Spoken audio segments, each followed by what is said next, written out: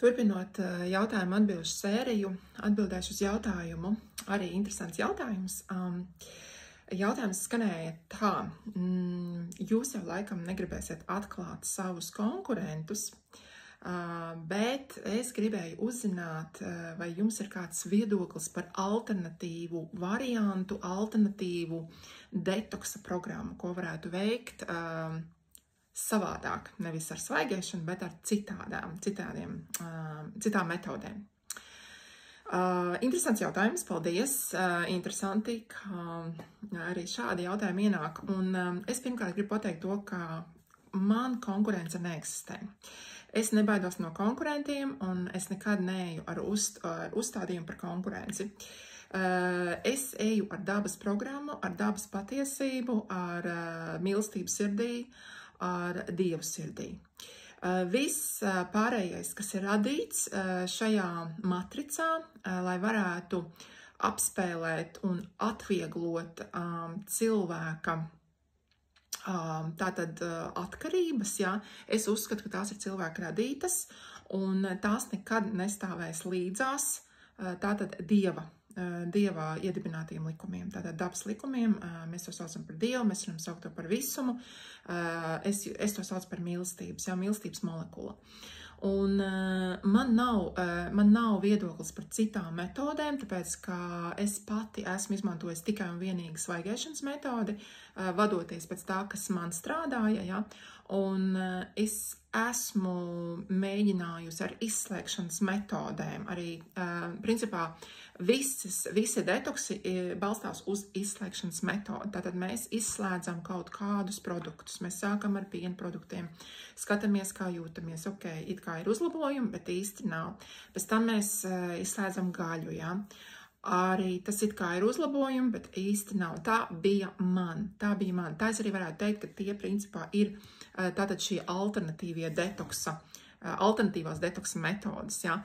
Bet tieši atbildot uz jautājumu, ja, lai precīzi es tagad pateiktu, ka es vēl kādu metodiju, ko es varētu ieteikt un nebaidoties no konkurences, ja, man nav, un man arī nav konkurences, ja, man nav tāds uzstādījums vispār. Es vispār šo visu lietu eju kā autora, tas ir autora projekts, balstīts uz dabas zināšanām, uz dabas zinībām vai dabas likumiem, un tas strādā visiem cilvēkiem. Cits jautājums ir, cik tu esi pats psiholoģiski gatavs to uzsākt un izturēt, ja? Un tāpēc iespējams arī nāk šādi jautājumi, ka cilvēks ir nobijies, ne tas, ka nobijies, bet ir bažas, ka varētu arī neizturēt. Un es to ļoti labi saprotu. Ja man kāds manā ceļa sākumā būtu pateicis, ka tev tagad, Gundegi, jāaiziet ar svaigēšanā, lai tu iegūtu rezultātus, ja? Un es nebūtu pamēģinājusi citus variantus, es noteikti teiktu nē. Tāpēc, ka es vienmēr esmu bijusi cilvēks, kas ir par ēšanu. Es neesmu bijusi baigā detoksa, baigi uz gavēņiem. Man tā īsti nekad arī nav bijuši nekādi gavēņi, ja. Tāpēc es varētu teikt, ka es esmu viens no tādiem spilgtiem piemēriem, kas būtu drīzāk teicis nē nekā jā, ka ja man būtu jāiet iekšā svaigēšanā. Bet mani uz šī ceļa uzlika manis pašas tātad situācija, varētu pat teikt kaut kādā ziņā bailes, ka man situācija ar izslēgšanas metodi nestrādāja, un situācija palika arvien sliktāk un sliktāk, un es sapratu, ka ir jādara kaut kas radikāli. Un vēl es arī nekad nesaku to, ka nevar ar izslēgšanas metodi cilvēks uzlabot savu veselību. Var, tas ir ļoti atkarīgs no katra individuāli, cik jūs esat piesārņots, vai teiksim tā, cik jūsu ķermenis ir piesārņots, vai cik liela ir šī limfātiskā stagnācija, vai tā ir iedzimta, vai tā ir dzīves laikā iegūta, ja? Tā kā atkal katra šī situācija ir citādāk. Individuāli, ja.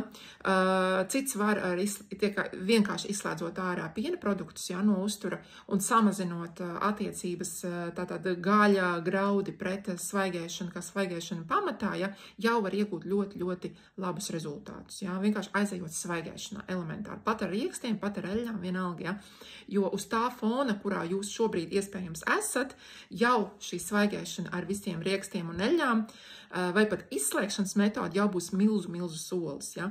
Tāpēc es noteikti nesaku nē citiem detoks variantiem, citām detoks metodēm, bet es zinu jā, noteikti saku jā tam, ka šī ir vienīgā metode, kas tevi patiešām attīrīs, patiešām bez nekādiem eksperimentiem, bez laika zaudēšanas. Tu zini, ja tu iesi šajā iekšā, tas strādās 100%. Ja? Tas strādās pāri visam.